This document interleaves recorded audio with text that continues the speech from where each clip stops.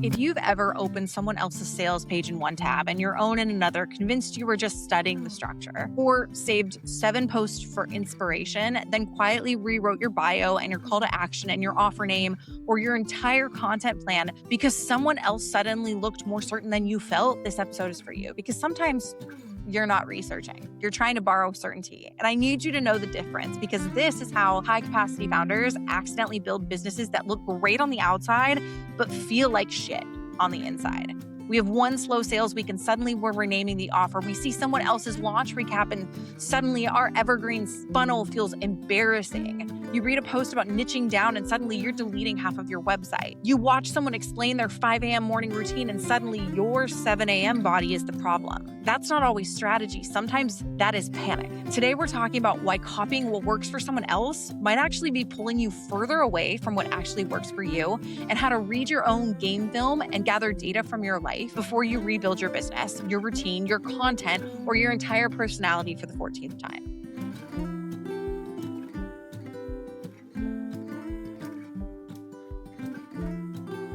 All right, let's talk about one of the most expensive sentences in online business. It worked for them. Because that sentence sounds so harmless. And honestly, I may not have said it a lot, but I've thought it a lot. It sounds smart, right? It sounds like you're doing research. But if you're not careful, it worked for them becomes the sentence you use right before you ignore your own data, override your own capacity, and build another thing that your real life cannot actually hold. Or worse yet, doesn't even align with the kind of person you are and the values you have. And we are not doing vague trust yourself advice today. Like, that's cute, but no, we're not doing that today. We're doing actual, legit, looking at the data, game film diagnosis. And I want to tell you where this came from. I saw a post this week that pissed me off because it was good. It wasn't manipulative good. It was not bro marketing nonsense good. It was simple. It was honest. It was alive. And that's why it felt so good to read. And my first thought was, okay, what's my version of that? Which, like we were talking about before, sounds strategic. But the more honest version was, can I borrow this because I'm not fully trusting the shape of my own thing right now? And to me, that was like the red flag. Not that I noticed something good, not that I wanted to learn from it. The flag was the speed. The speed with which I went from that's good to should I change my thing in about 4 seconds flat. Like, it was kind of impressive, if I'm being honest. And I think this is where this gets really sneaky. Borrowed certainty rarely looks like copying at first. It looks like being responsible. It looks like doing research. It looks like I'm getting serious about my content. It looks like tightening my positioning. It looks like updating the system. But I think the behavior is what tells on you. It looks like saving the same carousel to 3 different folders because this is the kind of marketing I should be making. It looks like rebuilding the Notion dashboard that you saw on YouTube instead of asking why you stopped using the last one. It looks like changing your offer name, your posting cadence, your call to action, your Monday morning routine when the trigger was the fact that you had a quiet inbox. It looks like going into your website to change one sentence and somehow ending up in a full brand identity spiral, which honestly, I feel called out by that. It looks like calling it content planning when really what you're doing is you're scrolling for proof that someone else knows the answer. And this is exactly why the advice to just study what works is not wrong, but it's incomplete. Because yes, study what works. Look at the hook, look at the structure, look at the timing, look at the specificity, look at the emotional truth, but do not confuse someone else's proof with your next play. Those are not the same thing. Because here's what the real problem is and kind of the thesis behind this, because naturally I'm still a science nerd. You just can't remove that from me. Sometimes the problem is not that you need a better strategy. Sometimes the problem is that you keep using someone else's proof to avoid diagnosing your own friction. That's it. You could literally stop listening right now. And that is the whole episode. Not never learn from people, not ignore good advice, not be so original and reinvent the wheel every time that you refuse to use a structure that works. Absolutely not.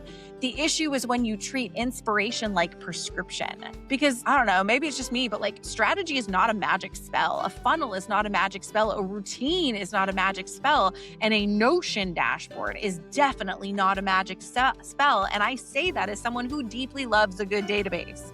These things are tools. And the tool only works when they match the actual problem and the person who's running into that problem. And it may not even be the loudest problem or the internet approved problem. It definitely might not be the problem that someone with a 50K launch recap told you to care about.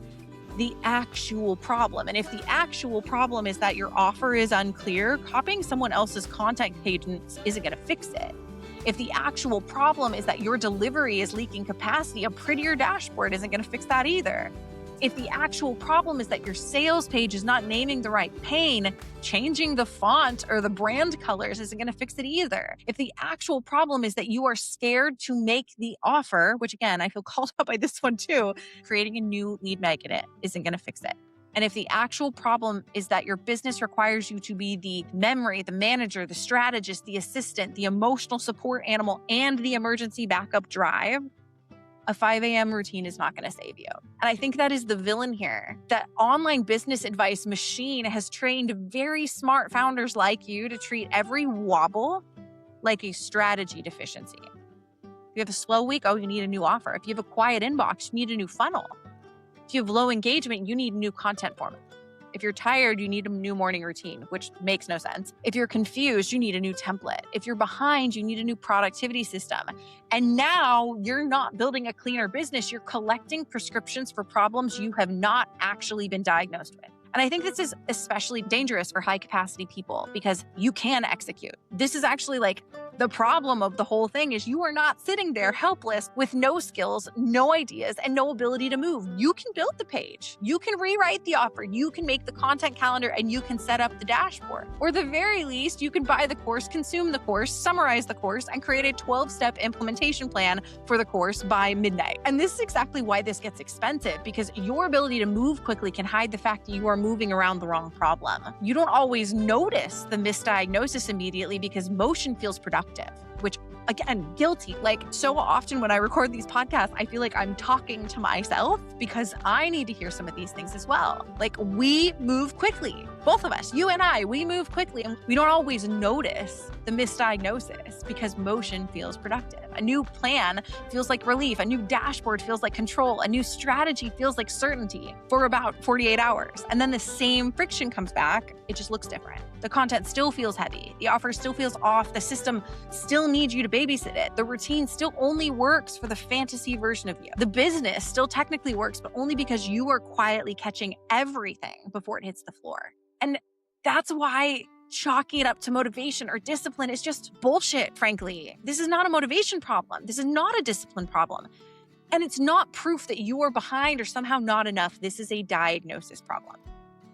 And here's the clean difference. This is about inspiration versus borrowed certainty.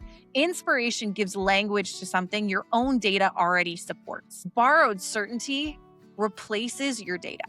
Inspiration sounds like, well, that helped me name what I've been seeing. Or that structure could help me explain the thing I already believe. Or that gave me an angle I want to test. Or that reminds me of something my clients keep saying. But borrowed certainty sounds like they said this niche converts, so maybe mine is the wrong niche. Or everybody's doing reels again, so I guess I have to. Or everybody's on school, so I guess I should be there. Or they made 50K with this offer stack, so I need to rebuild mine like that. Or their Notion setup is perfect, so I need their exact dashboard. They wake up at 5 a.m., so clearly my 7 a.m. morning routine is the problem. You see how it's like the same input, but it's a very different relationship to it. One brings you closer to your own proof, while the other quietly moves you into someone else's business or someone else's life at the bare minimum. And because we can't necessarily see their context, we end up copying the visible part, the offer, the schedule, the routine, the dashboard, the content format, the language, the launch structure. But if you don't have their audience, their season, their capacity, their support, which that's a big one, their nervous system, their constraints, their brand equity, their delivery model, their goals, or their behind the scenes trade-offs, which spoiler alert, nobody talks about their behind the scenes trade-offs. Now you have the shape of their strategy, but without the conditions to actually make it work. Do you see what I'm saying? That's how we end up in a business that looks right on paper and feels very wrong in your actual body. And I want to talk about 3 places I see this show up in business and in life, because I'd be willing to admit you probably felt this way too. And the first place is in content. The moment where you see someone else's post take off and immediately turn that into a referendum on your voice and your content and why it's wrong. Not what made that work, not what can I learn from that, but should I be posting like that? Should I be more casual? Or for me, it's usually, should I be more polished? Should I be bolder? Should I be softer? Should I stop talking about systems and Notion? Should I talk about burnout? Should I be controversial? Should I be more like them? That is the shift. You're not studying the post anymore. You're using the post as proof that your way of communicating might be wrong. And this is where I found that I feel like my content's gotten vanilla, because instead of naming the specific thing that my people are doing, I start writing to avoid being misunderstood. And I hedge and I soften and I explain too much. And I turn every post, oh God, do I do this? I'm sorry. I'm literally going to call myself out on this. I turn every post into like this crazy full teaching moment. And I don't necessarily know that it's like because I want people to know how much I know, but I do think it's because like there's this kind of undercurrent of it's not going to be enough, which literally like story of my life, right? And I feel like for me, the risk is I become helpful, but not memorable, and accurate, but not activating. So it's like I've had to kind of call myself out. Instead of the fix being copy that post, the fix has to become, what did that post do? Like, what did that post do? Did it name a behavior? Did it say the thing that people feel, but they have not said out loud?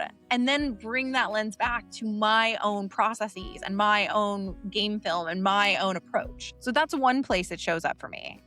Place number 2 is in systems and routines. And I think this is where Notion enters the chat. And y'all know I love me some Notion. I could play in Notion for literal 40 hours a week and I would be so happy. But what I see so often, and actually I probably see this the most with clients, is I see someone else's setup, usually mine, and they look so clean. They see the weekly review and the content pipeline and the CEO dashboard and the life operating system and the habit tracker and the little synced blocks, and they look so delicious that suddenly their system feels embarrassing. So they rebuild it again and again. And they add more views and more properties and more automations and frankly, more places for the business to be held. But they don't ask the better question. Why did the last system fail? Was it too complex? Was it built for a capacity level they did not have right now? Was it trying to manage decisions they had not actually made? Was it a beautiful parking lot for work they were avoiding?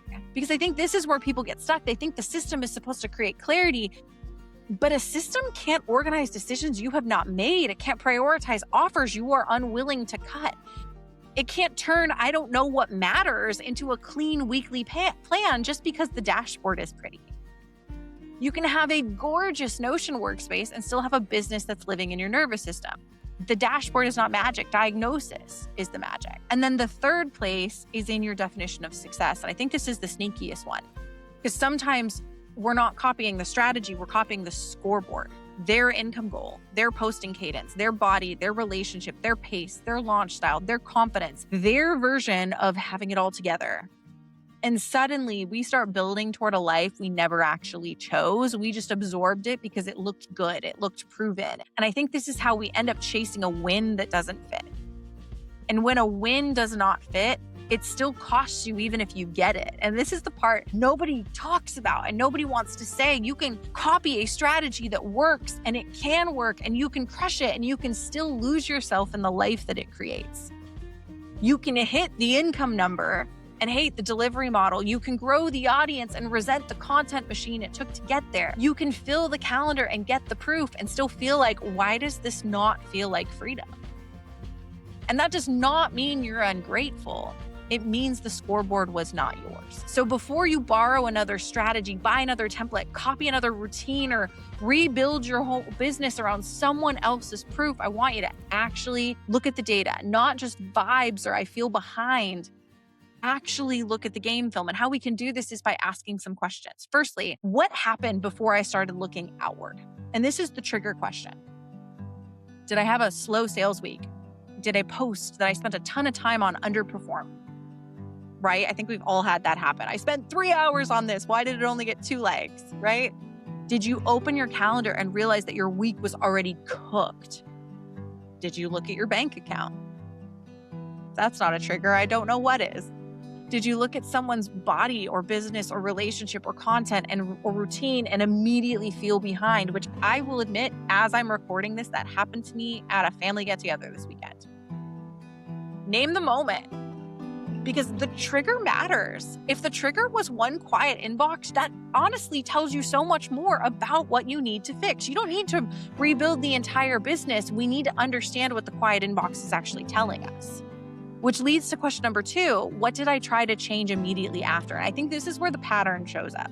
This is for me where I start to get insecure and start to doubt myself, and I look outside of myself to something else to fix me and my business. So whatever that pattern might be for you, did you rewrite your bio? Did you rename your offer? Did you rebuild the dashboard or change the call to action or start a course or create a new content plan? Did you decide on a new niche? Did you start planning a new morning routine? Did you move everything into a different productivity app? Did you buy a new planner?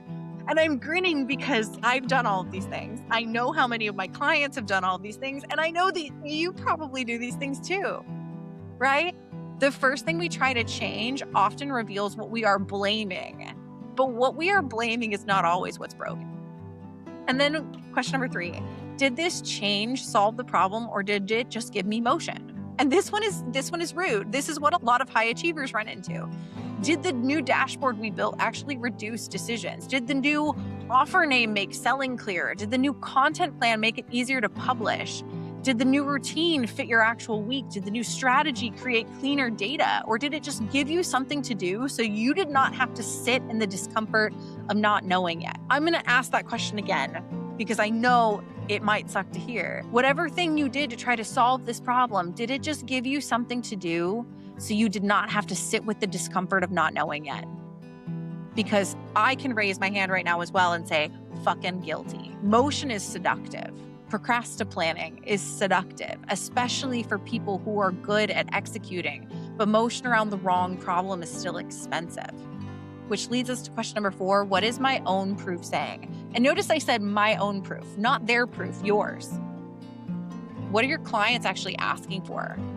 What are people repeating back to you? When I realized it was a pattern of my clients saying that school was one of their hindrances to actually joining calls, I realized it wasn't just me that kind of felt like that was wrong. Maybe it's also like what posts are creating real replies, not just polite likes. Where are sales conversations getting stuck? What part of delivery keeps needing like your intervention?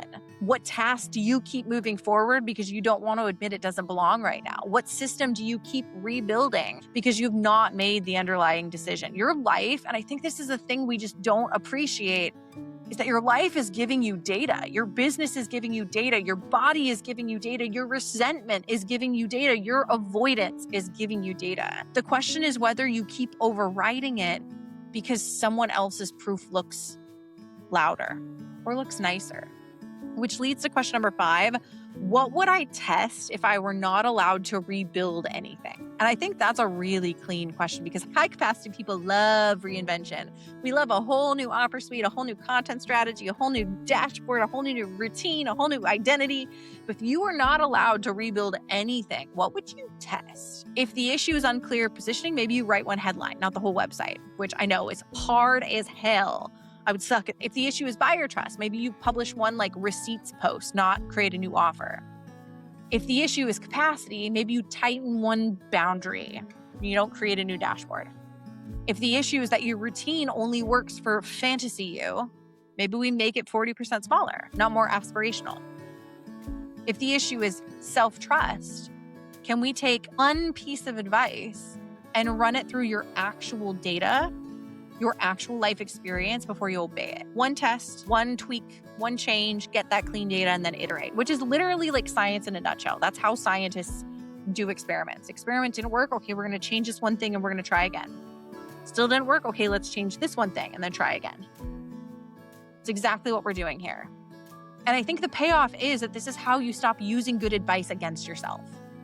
Because you don't need to stop learning from people. I mean, shit, I want you to listen to this podcast. I want you to be in my world. But what we do need to do is I think we need to stop treating other people's proof as more trustworthy than our own life experience, our own game film, and our own data. Because the goal is not to be so original that you never use a proven structure. The goal is to know why you are using that structure. What problem does it solve? What constraint does it fit? What result are you measuring? What will it cost to maintain it? Or like whether it belongs in the business you actually want to run in the first place. I think this again is the difference between inspiration and borrowed certainty. Inspiration says that gave me language for something I already know. Borrowed certainty says maybe if I copy this, I will finally feel safe. And listen, I get why you want to feel safe. Business will find every soft spot you have. A slow month will find every old story you've been telling yourself. A launch that does not land will make your brain start speaking fluent, you are not enough. And a quiet inbox can turn into a whole freaking identity crisis if you let it.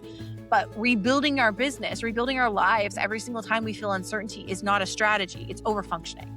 And I say that with love as someone who is like a professional overfunctioner. Because if you can catch the moment where inspiration turns into borrowed certainty, you can stop building around panic and scarcity. You can stop treating every wobble like some sort of referendum on whether your whole business is wrong. And you can stop collecting strategies that create more work around the wrong thing. You can start making moves from data and diagnosis and not vibes. And that I think is where the actual sustainable performance that we are gunning for actually starts. Not in the prettier plan, in the cleaner read. So if you're listening to this and you're thinking, okay, I can feel the pattern, but I do not trust myself to see it clearly, I understand that makes sense, especially if this is like new to you. It's hard to read the label from inside the jar, right? So here's the next step. If you want eyes on your business, I want you to start with the async friction audit, okay? It's a straight, no fluff diagnostic where you go in to my tool and you fill out what you're doing, what's working, what feels heavy, what you've been tempted to copy. It's got a whole bunch of questions in there to prompt you. And then you submit that, and my systems and kind of my whole IP, my intellectual property, literally reads the pattern and spits out for you what's broken, what's just loud, what needs to be cut, what needs to be rebuilt. And it gives you that next step. Okay. So with all of that, let me land this plan. Okay. Because today's episode was about borrowed certainty and how someone else's proof can make you doubt your own, and why the next move is not always copy what worked for them. Because a proven play is only useful when it fits who you are, your field, your season, your constraints, and the actual game you are playing. Okay. And if you want more of this, come hang out with me in the Coach Ellen world. Get on the Sunday CEO Diaries, which is my email list. Join the community, which is now on my Squarespace website. All of the links for both of those things are going to be down below. And with that, thank you so much for being here. Thank you so much for listening or watching. And if you are on the podcast, do the podcasty things, 5-star review, make sure you follow along with us. I mostly spend time on Spotify. Or if you are watching YouTube, do not forget to like, comment, subscribe, ask me any of the questions you have down below. And with that, stay relentless, all-star, but keep it sustainable. Bye.